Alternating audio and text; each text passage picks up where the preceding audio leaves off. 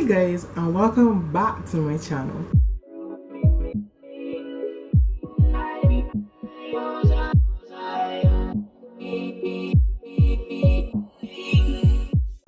This amazing book right here is How I Learned to Sew. It's a book on how to make dolls, and somebody actually gave it to my mother in 2012, so that's a good 8 years. And because my mother doesn't really do sewing, she gave the book to me to, I guess read through because I was into art and stuff like that. So this book was like my holy grail on how to make things. And I would generally take old shirts and old pants and anything that I could find to make these dolls, because nobody was gonna go and buy fabric for me like that when I was starting out sewing. So I got anything that I could get my hands on. So I think the first thing that I made from this book was a cat. This little one that's depicted like right here. I don't know if you can see it. The little one that's depicted right there. And I actually recently gave that away because I don't keep stuffed animals anymore.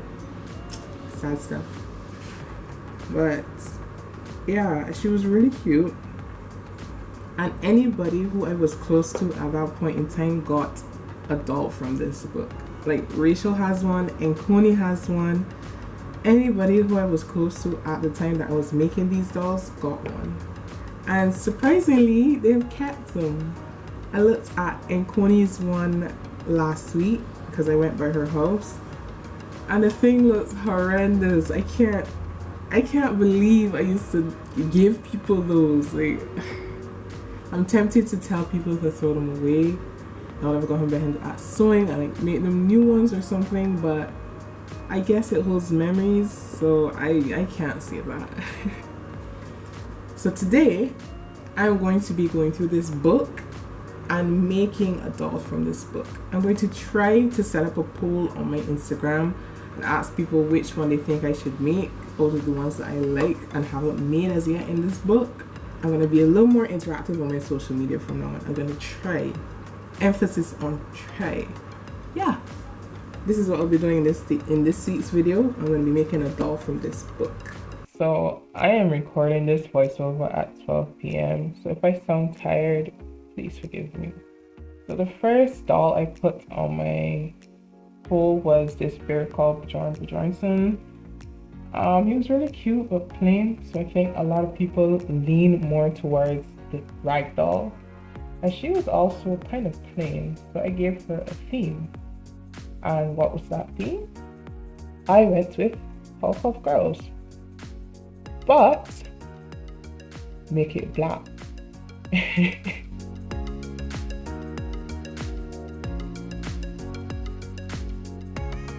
So the book has tracings to make each doll, and to do that I use this old book of tracing paper. It's like really old, probably over 3 years, and it has like all these water stains and stuff. I got the tracing from the book and I made the necessary alterations for her cuff and other stuff so that she would look black. Once I had all the patterns, I then gathered all the material I would need. To stick to the true nature of how I like to sew, I gathered a bunch of scraps.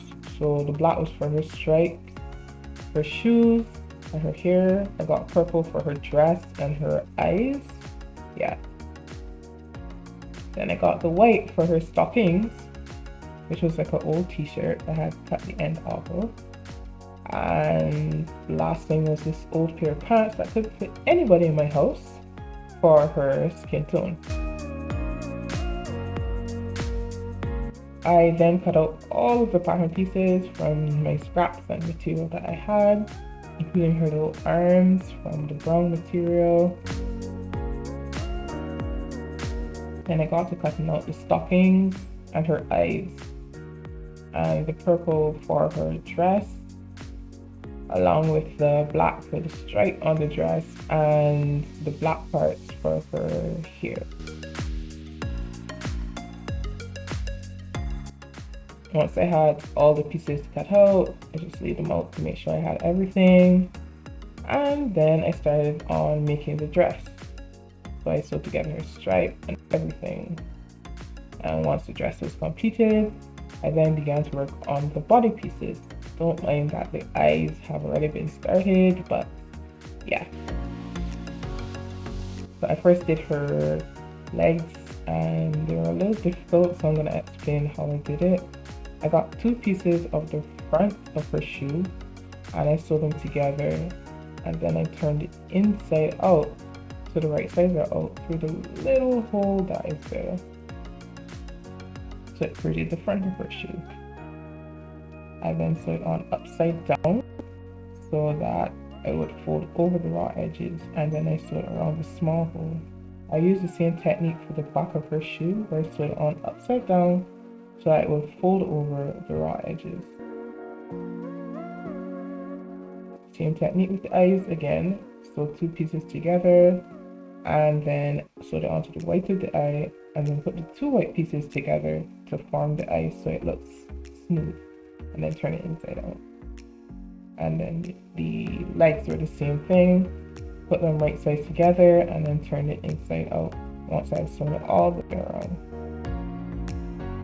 I then put on the face, and let me just say, I messed up. You know what? I think it adds character, so I'm just gonna leave it and just like,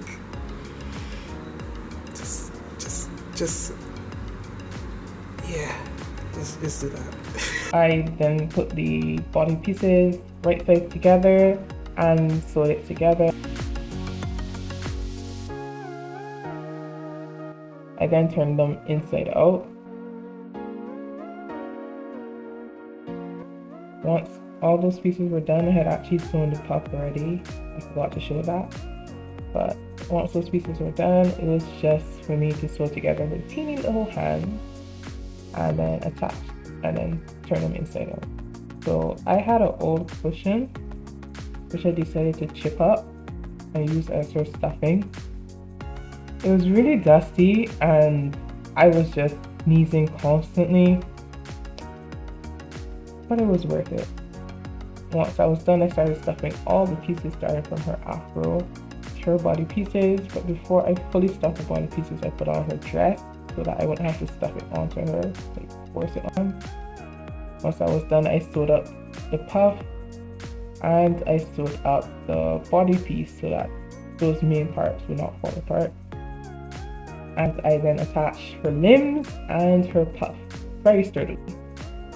I painted in the pupils of her eyes because she looked very creepy without them. Powerpuff! Powerpuff! Commander and the leader, Bubble. She is the joy and the wonder of her cup. And she can pop it, fighter. Powerpuff saves the day. Thank you guys for watching. Don't forget to like, comment and subscribe, and feel free to share my videos with anybody who you think might like them. Bye!